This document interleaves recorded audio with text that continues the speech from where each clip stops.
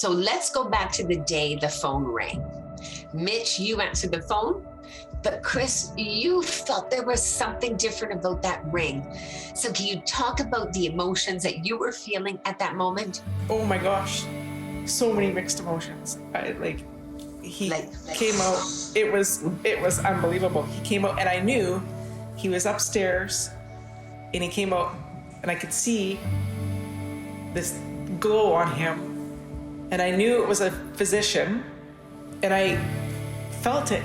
And then all of a sudden he says, Mom, I think I'm getting my transplant. And then he's like, here's the doctor. And it was like, we need you to leave Chilliwack in an hour. So you have to make sure you have your bag packed, because you can get that call at any time. And we left Chilliwack in an hour and we were down at VGH, Vancouver General Hospital. And, as soon as we get in there, there's COVID testing and everything else, but it was surreal. And they said, we're gonna be clearing you for operation tomorrow morning. And it ended up happening later that evening, the following day. So the waiting was just intense and scary and oh my gosh.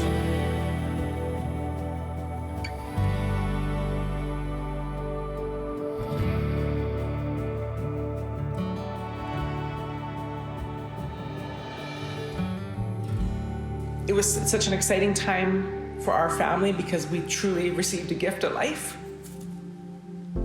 But so sad because somebody else had lost their life. So it was very,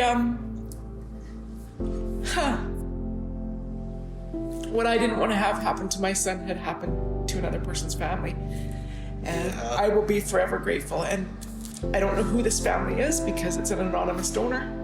But my gosh, if they ever see this, their loved one saved his life, and they will always live through Mitchell.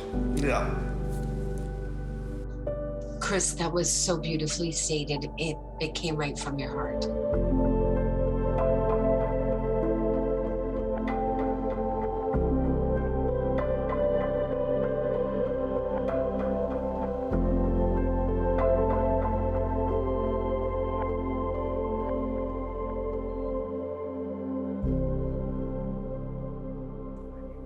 So transplant day finally arrived. Can you take us back and walk us through what that day was like for you?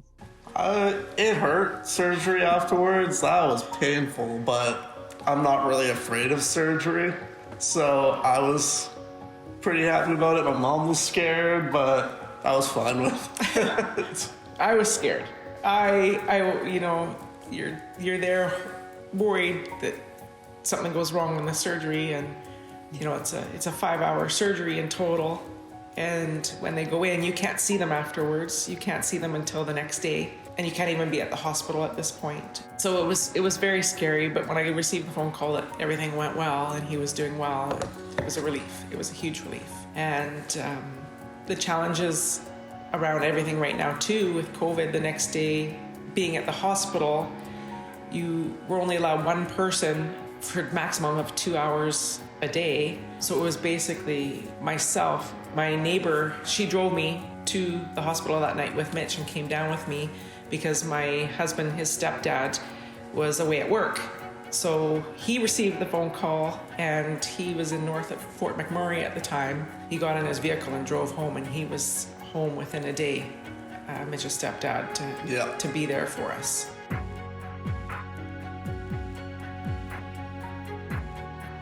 Were there any complications, or did everything go very smoothly with the transplant procedure? The thing with him is he ended up having a PTSD attack in the middle of the night after the surgery because of the wires coming out of his neck, because of the previous situation when he was in the hospital. When he woke up from a coma, he didn't know what that was and had ripped it out.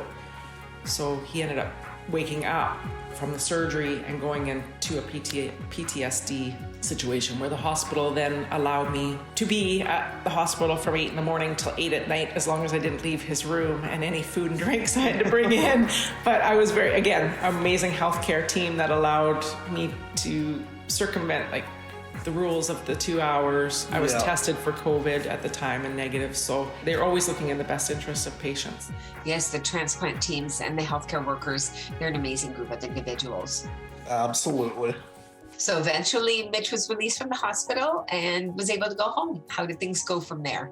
The one thing I want to say is when we were in the hospital after he had come out of the surgery, because we're from Chilliwack and he was in VGH, the commute, the Kidney Foundation met us at the hospital and had found a location for us to be able to stay out close to the hospital, because what I don't think people also understand is when you have a transplant, you now have to be at that Vancouver hospital 3 times a week. For the first month for checking and everything. So they helped us to find a place to stay out there that was less money, so we were able to stay as a family.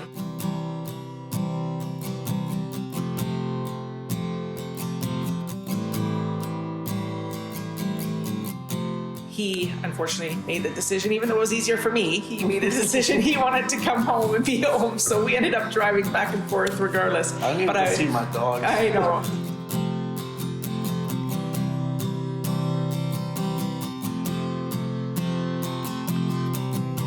But I was very, very thankful that I don't think people realize the support that is there for that as well, and how much goes into helping families post-transplant. And, you know, if we weren't in Chilliwack, where we couldn't have made the decision to come back here, people that are in different areas of the province, pretty amazing, because if you had a hotel out there, I don't know about you, but a lot of families, that would be very, very difficult. So it was very, very helpful. For more of my story, coming up next on Kidney Plugged In.